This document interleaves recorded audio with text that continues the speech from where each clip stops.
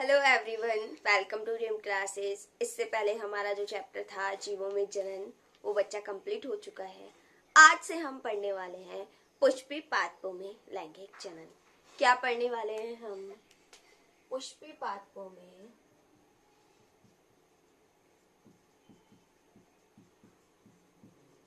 लैंगिक जनन।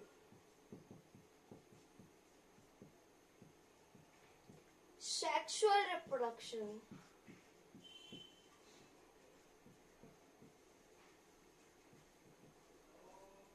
in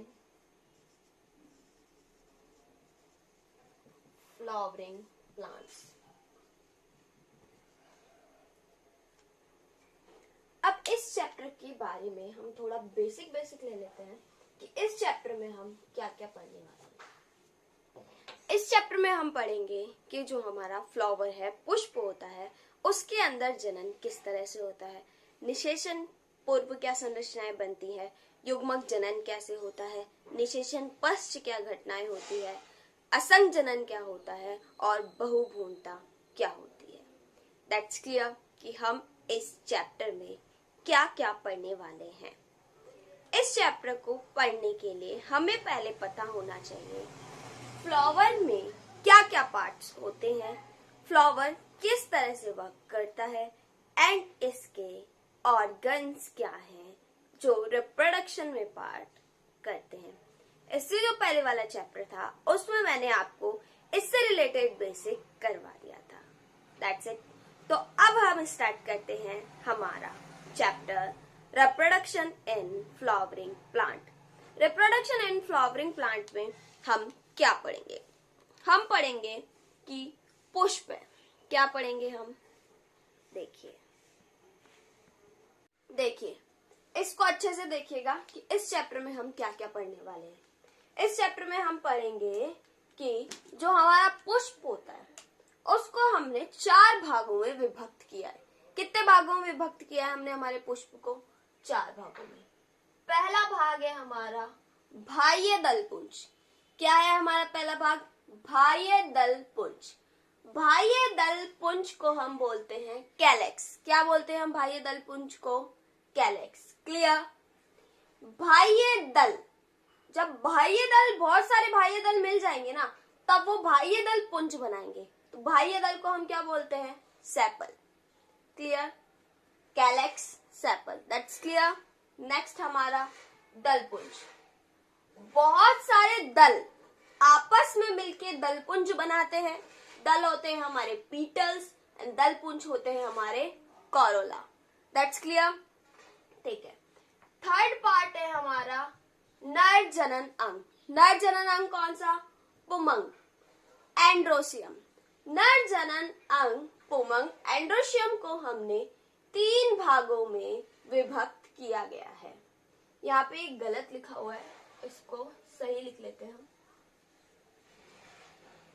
पुमंग androecium को 3 भागों में विभक्त किया गया है। वो 3 भाग हमारे कौन से हैं? फर्स्ट भाग है हमारा परागकोश। सेकंड भाग है हमारा योजी। थर्ड भाग है हमारा ऊतंतु।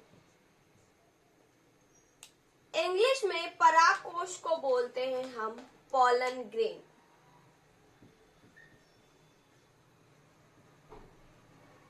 योजी होता है हमारा कनेक्टिव एंड पूतंतु है हमारा, और पुमंग को हम क्या बोलते हैं? हम एंड्रोशियम बोलते हैं। That's clear. Very good. Next हमारा फोर्थ पार्ट है गायनोशियम जायांग। गायनोशियम जायांग को भी 3 भागों में डिवाइड किया हुआ है। पहला भाग है हमारा वर्तिकाग्र, स्टिग्मा। नेक्स्ट है हमारा वर्तिका, स्टाइल। नेक्स्ट है हमारा अंडाशय, ओवरी। ये हमारा शॉर्ट नोट था किससे रिलेटेड? हमारे पुष्प की संरचना से रिलेटेड, जिससे कि हम अब पढ़ने वाले हैं। ये देखिए, ये है हमारा मादा जनन अंग। क्या है ये हमारा मादा जनन अंग। अब हम इसको समझते हैं। हमने क्या बोला, जायांग को हम क्या बोलते हैं, गायनोशियम, जो कि क्या है, फीमेल रिप्रोडक्टिव सिस्टम है। इसमें क्या होता है, वर्तिकाग्र, वर्तिका, अंडाशय है, स्टिग्मा, स्टाइल एंड ओवरी है। चलिए, ये एक मंच का काम करती, क्या करती है, मंच का काम करती है। यहाँ पे परागकण आकर रुकते हैं। That's clear, very good. इसे हम क्या बोलते हैं, वर्तिकाग्र और स्टिग्मा। ये हमारी वर्तिका, ये क्या है, हमारी वर्तिका, स्टाइल। यहाँ ये है, ये वाला पार्ट है हमारा अंडाशय, ओवरी, जहां पर ये अंदर क्या है, हमारा बीजांड। क्लियर। अब देखो क्या होता है, यहाँ पर परागकण आकर गिरते हैं, ठीक है, यानी कि वर्तिकाग्र क्या करती है, मंच का काम करती है। यहाँ से क्या होता है, पराग नली का निर्माण होता है। वर्तिका से होती हुई ये पराग नली हमारे अंडाशय में जाती है और अंडाशय में निषेचन करके युग्मक का निर्माण होने के बाद युग्मक जनन होता है। फिर ये हमारे जो पराग नली आई है, इससे युग्मक आते हैं, तो अंडाशय में जाके हमारे क्या संपन्न होता है, निषेचन संपन्न होता है। That's clear, very good. Hello everyone, welcome to Dream Classes. अब हम पढ़ने वाले हैं हमारे नर जनन अंग। नर जनन अंग में क्या होता है, ठीक है, हम उसकी स्ट्रक्चर पढ़ने वाले हैं। देखिए, ये है हमारा नर जनन अंग, जैसे कि अभी अभी हमने देखा है कि इसको क्या बोलते हैं, हम एंड्रोशियम बोलते हैं। क्या बोलते हैं इसको, हम एंड्रोशियम बोलते हैं। अब इसमें क्या होता है, ये एक धागेनुमा संरचना है जिसे हम बोलते हैं पूतंतु, फिलामेंट, जो कि हमारे पॉलन ग्रेन को, परागकोश को पुष्प से जोड़े रखने का काम करता है। That's clear. नेक्स्ट, योजी। योजी कनेक्टिव, नाम से पता चल रहा है कनेक्टिव है, यानी कि ये हमारे परागकोश एवं पूतंतु को आपस में जोड़े रखने का काम करती है, ठीक है, ये हमारी योजी कनेक्टिव। नेक्स्ट है हमारा परागकोश। इन परागकोश में क्या होते हैं, ये बारीक बारीक क्या भरे हुए होते हैं, हमारे पॉलन ग्रेन भरे हुए होते हैं, जो ही हमारे छोटे छोटे युग्मक हैं, जो कि हमारे आगे चल के निषेचन विभाग आते हैं। That's clear. चलिए, अब हम पढ़ते हैं हमारे फ्लावर के बारे में। क्या पढ़ेंगे अब, हमारे फ्लावर के बारे में। देखिए, अच्छे से फ्लावर देख लीजिए।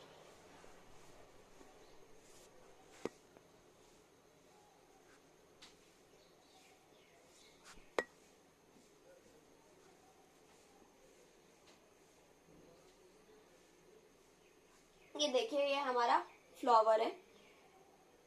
ये जिसके ऊपर रखा हुआ होता है फ्लावर, यानी कि स्थित होता है, उसको हम बोलते हैं पुष्प ग्रंथ, पैडिल, ठीक है। ये हमारा पुष्पासन, क्या है हमारा पुष्पासन, थैलेमस। अब हमने देखा था कि हमारे पुष्प के 4 भाग होते हैं। कौन कौन से थे हमारे, बाह्य दलपुंज, दलपुंज एंड जायांग, पुंकेसर। तो हम उन्हीं को ही वापस इस फ्लावर में देखने वाले हैं। देखिए, ये हमारा बाह्य दलपुंज है। क्या है ये हमारा, क्या है ये हमारा बाह्य दलपुंज।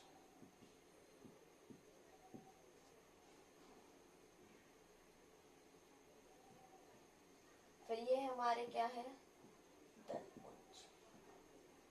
अब क्या होगा कि ये जो है हमारा फीमेल रिप्रोडक्टिव ऑर्गन है और ये है हमारा मेल रिप्रोडक्टिव ऑर्गन है। देखिए, ये हमारा है स्टिग्मा, वर्तिकाग्र, ये हमारी स्टाइल, वर्तिका, और ये है हमारा ओव्यूल, जिसमें क्या होगा है, मेगा स्पोरोजेनेसिस होता है, जिसके कारण ही हमें युग्मक प्राप्त होते हैं। दैट्स क्लियर, ठीक है। ये हमारा है पॉलन ग्रेन, ये हमारा है कनेक्टिव योजी, और ये हमारा है पूतंतु फिलामेंट। पुष्प समझ में आ गया। इससे जो हमारा पहले वाला लेक्चर था, उसमें हमने पढ़ा था कि द्विलिंगी पुष्प, एकलिंगी पुष्प, उभय एक लिंगाश्री। द्विलिंगी पुष्प कौन से पुष्प होंगे? जहाँ पे नर जननांग और मादा जननांग दोनों ही एक ही पुष्प में विद्यमान होते हैं। तो ये हमारा किस प्रकार का पुष्प हो गया? किस प्रकार का पुष्प हो गया? हमारा द्विलिंगी पुष्प हो गया। That's clear, very good. चलिए अब इसके बारे में और देख लेते हैं। ये जो हमारा कैलेक्स है, कोरोला है, ठीक है, बाह्य दलपुंज है एंड दलपुंज है। ये क्या होते हैं? सहायक चक्र होते हैं। क्या होते हैं बच्चा? ये सहायक चक्र होते हैं। क्यों होते हैं सहायक चक्र? क्योंकि ये जनन में प्रत्यक्ष रूप से भाग नहीं लेते हैं। क्यों होते हैं ये सहायक चक्र? क्योंकि ये जनन में प्रत्यक्ष रूप से भाग नहीं लेते हैं। नेक्स्ट है हमारा एंड्रोशियम एंड गायनोशियम। एंड्रोशियम हमारा क्या? पुमंग। गायनोशियम हमारा क्या? जायांग। अब ये क्या होते हैं? पुष्प के आवश्यक चक्र है, यानी कि एसेंशियल साइकिल है, क्योंकि ये क्या करते हैं? जनन में प्रत्यक्ष रूप से भाग लेते हैं। क्या करते हैं? ये जनन में प्रत्यक्ष रूप से भाग लेते हैं। अब जो भी यहाँ लिखा हुआ है, इस पूरे का अच्छे से स्क्रीनशॉट ले लीजिए और देखिए वहां लिखा हुआ है प्लांट एम्ब्रियोलॉजी के फादर कौन है, भौणिकी के पितामह कौन है? तो कौन है हमारे भौणिकी के पितामह? पंचानन माहेश्वरी। कौन है हमारे भौणिकी के पितामह? पंचानन माहेश्वरी। बहुत इंपॉर्टेंट है ये, ठीक है, और बहुत सारे कंपटीशन एग्जाम में पूछा भी जाता है कि भारतीय भौणिकी या इंडियन एम्ब्रियोलॉजी का फादर कौन है? कौन है हमारा? Panchanan Maheshwari. That's clear, very good. अब हम आगे देखेंगे कि क्या होता है। निषेचन पूर्व संरचनाएं देखेंगे। क्या देखेंगे हम? निषेचन पूर्व संरचनाएं।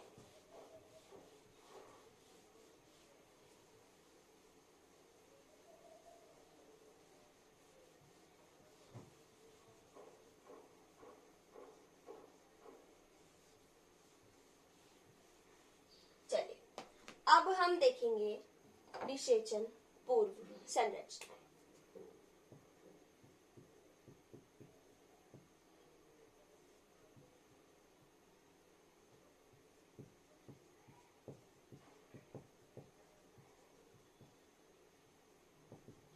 अब निषेचन पूर्व संरचना में क्या होगा कि पुष्प के नर जननांग जो कि होते हैं हमारे एंड्रोशियम, पुष्प के नर जननांग क्या बोलते हैं हम? पुमंग। और इसकी एक इकाई को क्या बोलते हैं हम? पुंकेसर, जिसमें क्या होते हैं हमारे परागकण स्थित होते हैं। किसको रिप्रेजेंट करते हैं ये? नर जनन अंग। किसको रिप्रेजेंट करते हैं ये? नर जनन अंग। देखिए एंड्रोशियम परागकोश, और जिसमें हमारे क्या है? Pollen grain. ये क्या है? इसकी यूनिट है, इकाई है। दैट क्लियर, ठीक है। अब इसमें क्या होता है? हमारे जो परागकण बनेंगे ना, परागकण जिस प्रक्रिया से बनते हैं उस इकाई को हम क्या बोलते हैं? लघु बीजाणु पर्ण। क्या कहते हैं हम इनको? क्या कहते हैं हम? पुंकेसर को लघु बीजाणु पर्ण। That's clear, that's clear. चलिए अब हम देखते हैं इस परागकण की स्ट्रक्चर।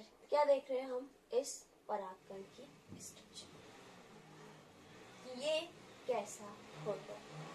देखिएगा इसकी स्ट्रक्चर बच्चों से नहीं बनती है, हम कितना इजी तरीके से इसको बनाएंगे। इस तरह से बनाना है आपको, ये बड़ा और ये छोटा।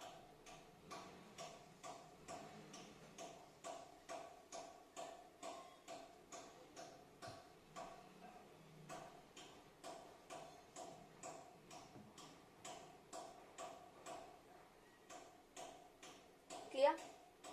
इसको इस तरह से नीचे निकाल दो।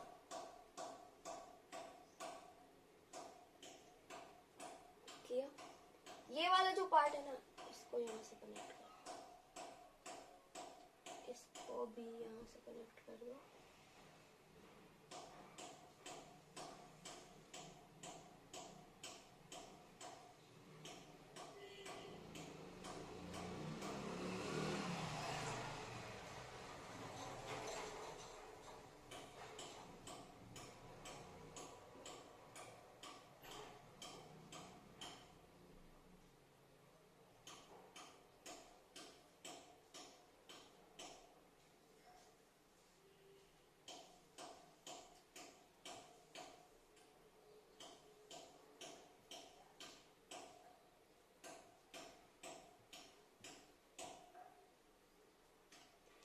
ये क्या है हमारा परागकोश, जिसमें क्या होते हैं हमारे,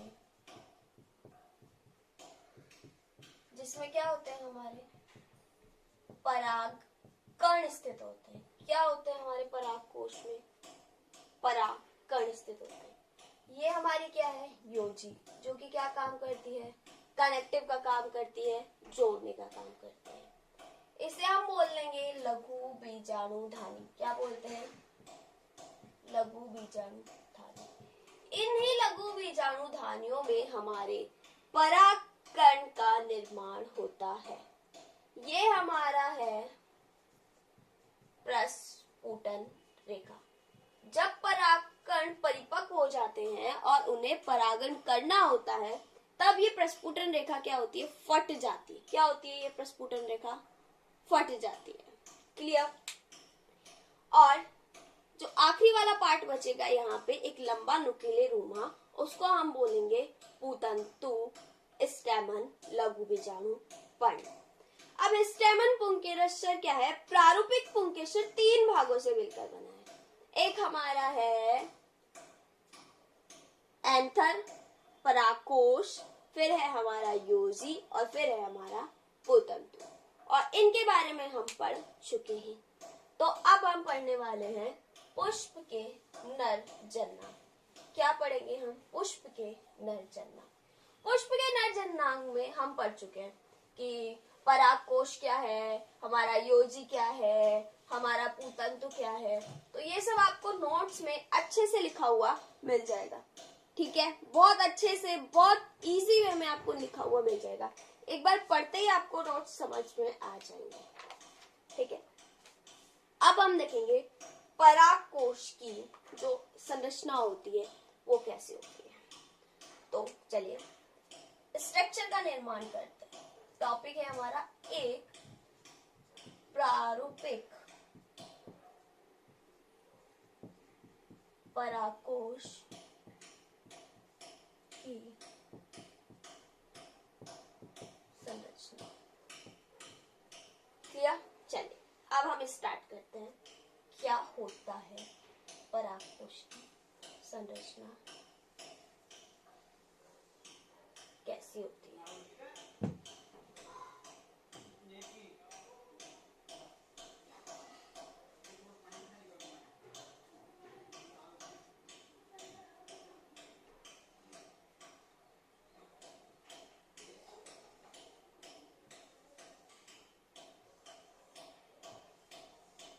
इसमें लेयर्स होती हैं। क्या होती हैं? लेयर्स।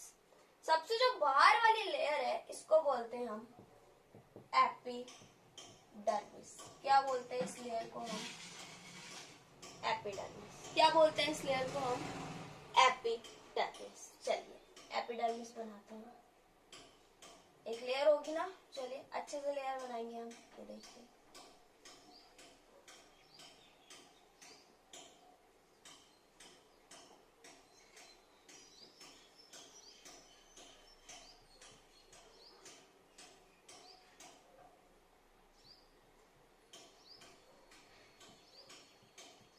ये हमारी क्या बन रही है? हमारी एपिडर्मिस। बाह्य चर्म। क्या है ये? हमारी बाह्य चर्म। एपिडर्मिस से लर्न करें, बेटर है एपिडर्मिस।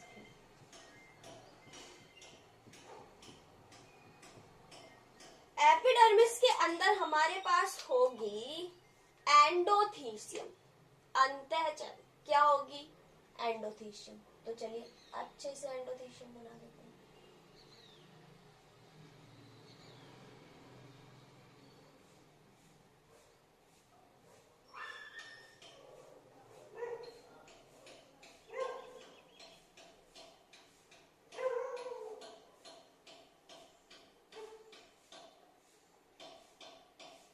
ये क्या है हमारी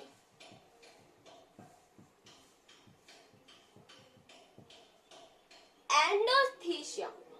अब ये हमारा क्या है, यहाँ पे क्या होता है हमारा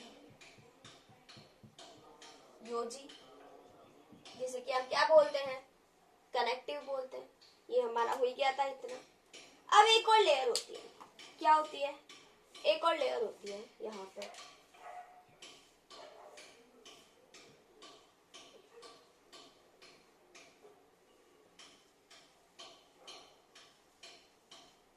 इस लेयर को हम क्या बोलते हैं, मिडल लेयर।